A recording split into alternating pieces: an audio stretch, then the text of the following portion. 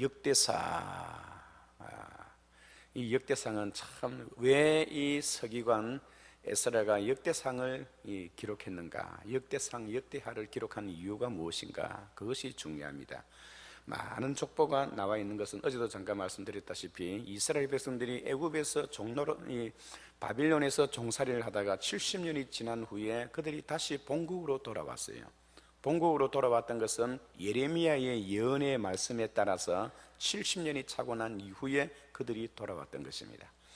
하나님은 이스라엘 백성들을 이 바빌론에서 본국으로 돌아오게 했던 것은 무너졌던 하나님의 성전을 건축하게 하기 위하여 고레스의 마음을 감동하게 하심으로 인해서 그들이 이스라엘이 유대나라가 망할 때 하나님의 성전 안에 있는 많은 금은 보물, 그리고 하나님의 성전 기둥까지 다 뜯어갔어요.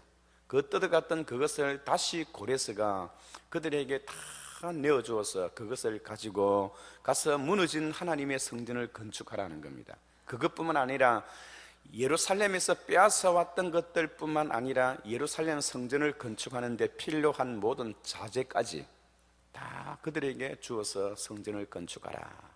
그리고는 스룹바벨이라는 사람을 세워서 총감독하에 지휘하게 하고요. 그렇게 해서 백성들을 다시 다 돌려보냈어요. 돌려보냈지만 백성들은 어디서부터 어디서 어떻게 일을 해야 할지를 알지를 못했습니다. 백성들의 사기는 완전히 꺾여 있고요. 그렇지 않겠습니까? 세계 열방의 비웃음거리가 되게 하리라는 하나님의 그 말씀대로 이스라엘 백성들이 70년 동안 바빌론 나라에서 완전히 삼킬 정도로 삼켜버렸고 완전히 넘사스럽고 우사스러운 일은 다 당해버렸어요. 그 바빌론으로 잡혀갔던 그 시가, 그런 시가 있잖아요. 우리가 바빌론의 여러 강변에서 시온을 생각하며 울었도다. 우리가 우리의 수금을 버드나무 가지에 걸음다니 이는 우리를 사로잡은 자가 우리에게 청하여 노래를 하라 하였음이며 우리를 황폐케 한 자가 우리에게 여호와의 노래를 불러라 하였음이로다. 우리가 이방 땅에서 어떻게 여호와의 이름을, 여호와의 노래를 부를까? 예루살렘아, 내가 너를 잊을진대 내 오른손이 그의 제주를 잊을지로다. 내가 예루살렘을 잊지 않거나 내가 가장 즐거워하는 것보다 더 즐거워하지 아니할진대 내 혀가 입천장에 붙을지로다. 바빌론으로 끌려갔던 그 사람들이 여러분, 그 바빌론에서 생활할 때 참 그 바빌론 사람들이 수양거들 아래에서, 그리고 연못 위에서 평상을 만들어 놓고 그 평상에서 술을 따라 마시면서 유흥을 즐기는데 유태인들을 불러다가 악기를 가지고 그 하나님을 찬양하는 노래를 부르면서 우리의 술잔에 유흥을 좀 돋구어 달라는 거예요. 참 가서 그 자리에 가서 노래를 부르고 악기를 연주하면서 찬양하는, 교회에서 부르는 그 찬송가를 여러분 그 술자석에 가서 노래를 불러야 할까 말아야 할까? 노래를 부르자니 내 신앙의 양심이 문제가 생기고 부르지 아니할 자네 하려고 하니 목구멍이 포도청이라 먹을 것이 없고요. 어쩔 수 없이 그 술자석에 나가서 하나님을 찬양하는 그 찬양으로 그들의 술자리를 돋구는, 흥을 돋구는 그러한 일을 했던 이스라엘 백성들이 그 안타까운 그런 사정의 내용들이 그 시가 아닙니까? 여호와여, 예루살렘이 망하는 날을 기억하시고 에돔 자손을 멸하소서. 그들이 이르기를 무너뜨리라 무너뜨리라 기초까지 헐어 무너뜨려 버리라. 멸망할 딸 바빌론아, 내가 우리에게 행한 대로 너에게 행하는 자가 복이 있으리로다. 내 어린 것들을 바위에 메어치는 자가 복이 있으리로다. 이 무명의 시인이 하나님 앞에 자기들을 멸망시키고 자기들에게 이렇게 수치와 그런 아픔과 고통을 안겨준 이 바빌론을 향하여 바빌론아, 멸망할 딸 바빌론아, 내가 우리에게 행한 대로 너에게 행하는 자가 복이 있으리로다. 너희의 어린 자식들을 바위에 메어치는 자가 복이 있으리라. 그런데 나중에 고레스라는 장군이 그 바빌론을 무너뜨리는 거예요. 그래서 그 시인이 노래했던 그대로 이 바빌론이 예루살렘을 괴롭혔던 그 방식 그대로 바빌론이 그대로 당해버렸습니다. 한순간에 바빌론이 무너져 버렸던 거죠. 그래서 고레스 장군이 들어서서는 이스라엘 백성들을 가만히 볼 때 마음속에 긍휼히 여기고 불쌍히 여기는 마음을 주신 거예요.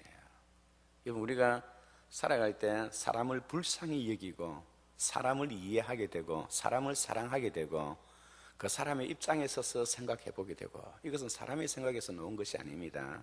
하나님이 그 사람을 불쌍히 여기기 때문에 하나님의 마음이 그의 마음을 감동케 하고 충동케 해서 하나님께서 은혜를 베푸시는 방법이에요. 그래서 그들이 다 돌아왔어요. 본국으로 돌아왔는데 무엇을 어디서 어떻게 일을 해야 할지 몰라요. 본국으로 돌아왔지만 유대인들은 완전히 사기가 끊겼고 완전히 기가 빠져 있었어요. 그래서 에스라 선지자가 그때 나타나서 이스라엘 백성들에게 힘을 주기 위해서 오늘 이 역대상을 준 줄 믿습니다. 이 역대상의 족보에 긴 족보가 나오는 것은 두 가지의 의미가 있어요.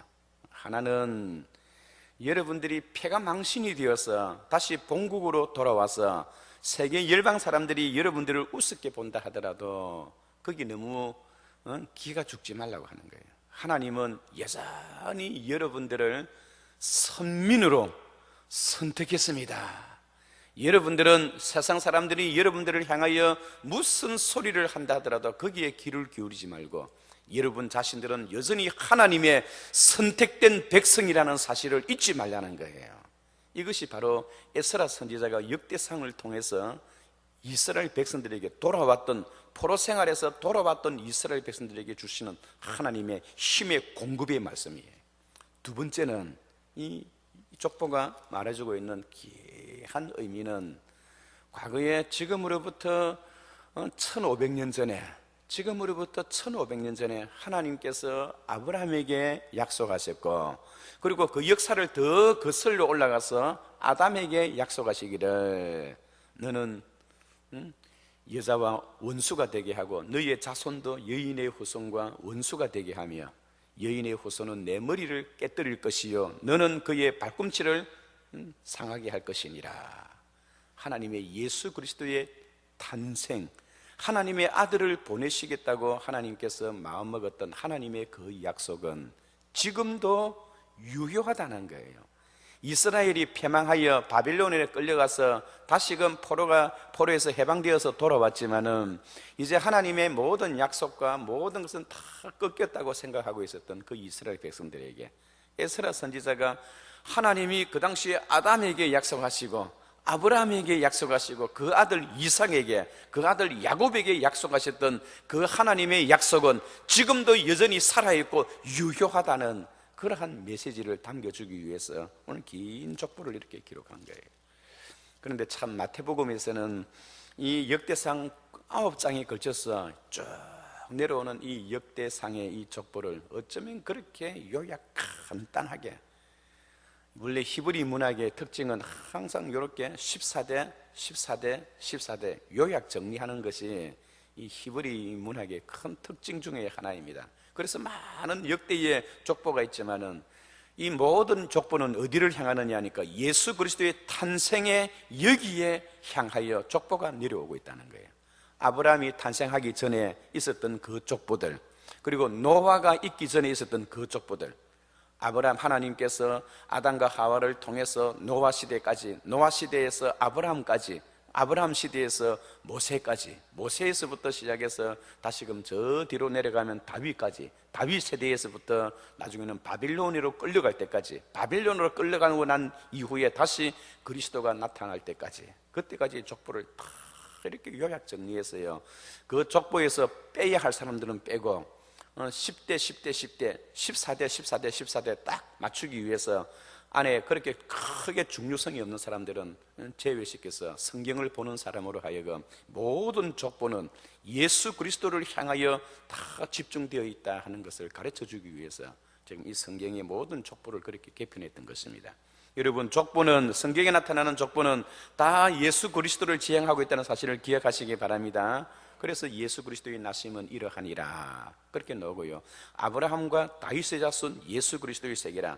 여기는 1장에서 보면 아담, 셋, 에노스로 시작되었지만은, 그러나 마태복음에서는 아브라함과 다윗의 자손 예수 그리스도의 세계라.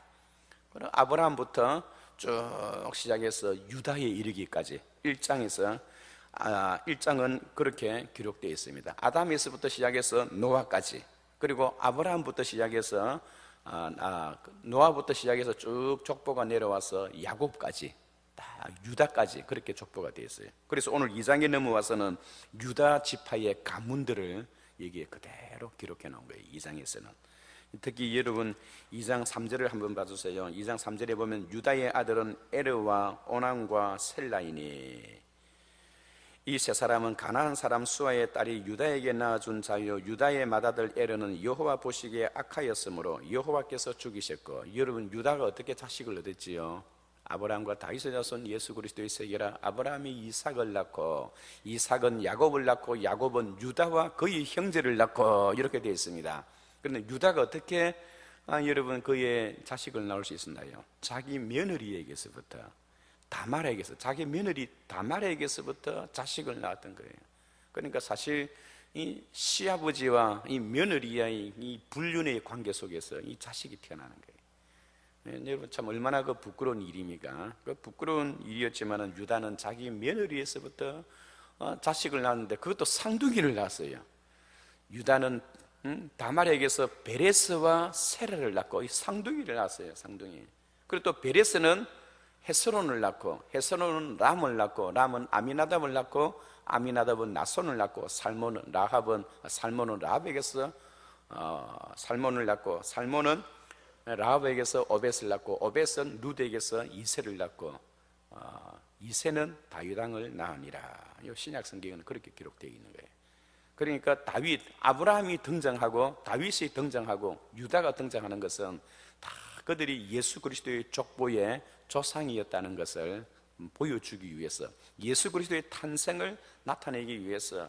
엘리야김은 이 맏단을 낳고, 맏단은 야곱을 낳고, 야곱은 마리아의 남편 요셉을 낳았으니 마리아에게서 그리스도라 칭하는 예수가 나니라. 이렇게 이제 족보가 딱 마침내 이 마리아의 남편 요셉에게 이르기까지 모든 족보가 딱 정리되어졌어요. 그래서 마리아의 남편 요셉에게서, 야곱은 마리아의 남편 요셉을 낳았으니 마리아에게서 예수라 칭하는 예수가, 그리스도라 칭하는 예수가 나니라.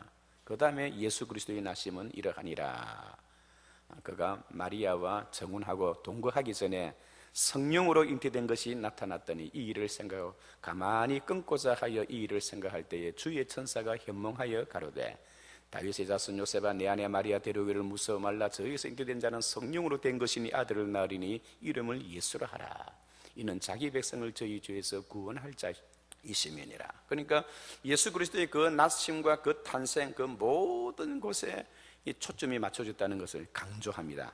그래서 에스라 선지자는 특별히 이스라엘 백성들에게 여러분들은 세상 열방 사람들로부터 손가락질을 받고 비웃음을 받는 그런 아픔 속에 있다 한다 할지라도 여러분들이 인내하고, 여러분들은 여전히 하나님의 선민이란 것, 선택받은 백성이라는 사실을 잊지 말고, 그리고 하나님이 우리의 조상 아브라함에게 약속하셨던 그 약속은 지금도 유효하다는 거예요. 하나님이 아브라함에게 무슨 약속을 하셨나요? 예수 그리스도를 내 자손들 가운데서 탄생시키겠다고 약속하셨어요. 여호와께서 아브라함에게 일러 가로되 말씀하여 이르되 너는 내 고향과 친척과 아버지의 집을 떠나 내가 네게 보여줄 땅으로 가라. 내가 너로 큰 민족을 이루고 네게 복을 주어 내 자손을, 내 이름이 창대하게 되리니 내가 복이 될지니라. 너를 축복하는 자를 내가 복을 내리고 저주하는 자에게는 저주하리니 내 이름으로 말미암아, 너로 말미암아 온 모든 족속이 너로 말미암아 복을 얻을지니라. 아멘. 하나님이 지금으로부터, 아브라함이 언제 사람이냐니까 지금으로부터 4,000년 전의 사람이에요. 하나님이 아브라함에게 너로 말미암아 모든 족속이 복을 얻으리니라 그렇게 약속하셨는데, 하나님의 그 약속에 따라서 오늘 저와 여러분들이 하나님 앞에 복을 받은 것입니다. 아멘. 갑자기 우리가 복을 받은 것이 아니고 4,000년 전에 하나님이 아브라함 시대 때 하나님이 아브라함에게 했던 그 약속에 따라서 저와 여러분들이 하나님 앞에 복을 받은 거예요. 우리가 받은 복은 세상에 있는 어떤 복과도 더 중요하고 귀하다는 사실을 기억하시기 바랍니다. 그래서 지금 성경은 바로 에스라는 이스라엘 백성들에게 어디서 어떻게 하나님의 일을 시작해야 할까 알지 못하고 완전히 그들의 기운이 완전히 풀이 주고 있는 이스라엘 백성들에게 그들에게 새로운 생명의 양식과 새로운 보약을 먹이기 위해서 그들에게 말씀으로 보약을 먹이는 거예요. 너희는 세상 사람들에게 욕을 먹어도 여러분들은 여전히 하나님의 선택된 백성이요, 우리 선조 우리의 조상 아브라함에게 하나님이 약속하셨던 그 약속은 지금도 그대로 살아있기 때문에 우리의 자손을 통하여 하나님의 아들 예수 그리스도가 탄생하는 그날을 대망하면서 힘을 얻어서 이 일을 잘 승리하자는 거예요. 이 일을 우리가 하나님의 성전을 건축하고 성벽을 건축하고 무너진 하나님의 교회 신앙 공동체를 새롭게 하는 데 있어서 한 모델 케이스로 한 사람을 세웁니다. 누구를 세우느냐니까 그 사람이 바로 다윗이라. 다윗이 하나님 앞에서 행했던 것처럼 우리도 다윗처럼 그렇게 행하면 하나님이 복을 주신다고 이야기를 합니다. 내가 내 말에 내가 네게 명령한 모든 명령을 지켜 순종하고 내가 내 길로 행하며 내 눈에 합당한 일을 하며 내 종 다윗이 내 율례와 법도를 지킨 것처럼 너도 그리하면 내가 너와 함께 있어 다윗을 위하여 세운 것 같이 너를 위하여 너의 집을 견고하게 세우리라. 하나님이 약속하셨거든요. 그래서 오늘 에스라 선지자는 이 다윗이란 한 인물을 1장부터 9장까지는 족보에 대해서, 그 다음에 10장부터 29장까지 역대상 마지막까지는 다윗에 관한 이야기를 막 하는 거예요. 다윗이 주인공이 아니라 다윗이 어떻게 해서 하나님 앞에 복을 받아서 그의 이름이 창세일부터 지금까지 이름이 찬란하게 빛나게 되었느냐, 다윗의 모양을 본받고 너희도 행하면 그렇게 된다는 거예요. 그건 지금도 마찬가지예요. 우리 역대상을, 이 역사서를 우리가 읽고 공부할 때마다 다윗처럼 내 종 다윗이 내 율례와 법도를 지킨 것처럼 너도 그리하면 내가 너와 함께 있어 다윗을 위하여 견고하게 세웠던 것처럼 너의 집을 견고하게 세우리라. 이것은 하나님의 약속의 말씀이에요. 그래서 오늘 족보가 다 유다 지파에게 다 초점이 맞춰져 있는데요, 오늘 이러한 족보를 통해서 우리가 반드시 기억할 것은 가장 부끄러웠던 사건이 유다와 그의 며느리와의 관계 속에서 베레스와 세라를 낳았다는 이 부끄러운 이야기입니다. 예수님의 족보에 그런 부끄러운 일이 있는 것은 이 땅에 살아가면서 부끄러운 일을 하고 부끄러운 속에서 살아가는 사람들에게도 구원의 은총의 길을 열어주시기 위한 하나님의 특별한 배려인 줄 믿습니다. 그리고 뿐만 아니라 오늘 이 본문은 우리에게 또 한 가지 더 큰 교훈을 주고 있는데요, 이방 사람들, 하나님의 그 선택받지 못했던 이 땅에 살고 있는 많은 이방 사람들조차도 하나님의 구속 역사에 같이 동참하고 있다 하는 것을 우리에게 가르쳐 줍니다. 여러분, 이 땅에 살고 있는 사람들 가운데 하나님을 경외하는 사람이 있고 하나님 없이 살아가는 사람이 있어요. 하나님은 하나님 없이 살아가는 사람들의 그 인생까지도 우리 하나님 다 책임져 주셔서 그들의 인생의 길마다 하나님께서 그들의 인생의 길을 열어주시는 정말 자비로우신 하나님이십니다. 이것은 여러분 하나님의 일반 은총입니다. 하나님의 일반 은총이란 것은 자연에 임하는 하나님의 자연 은총과 같은데요, 이것은 짐승과 사람, 하나님이 이 땅에 살게 했던 모든 거민들에게 복을 주시는 하나님의 복이에요. 그러나 저와 여러분들은 하나님의 일반 은총의 복도 받고 또 어떤 복을 받았느냐니까 특별 은총의 복을 받은 거예요. 특별 은총은 무엇이냐니까 우리에게 구원의 은총이에요. 그리고 하나님이 가장 존귀히 여기시고 귀하게 여기시는 예수 그리스도를 우리가 섬기고 믿고 나아갈 수 있도록 해주셨기 때문에 저와 여러분은 일반 은총과 특별 은총을 받은 특별한 하나님의 백성이라는 것을 꼭 기억하시기 바랍니다.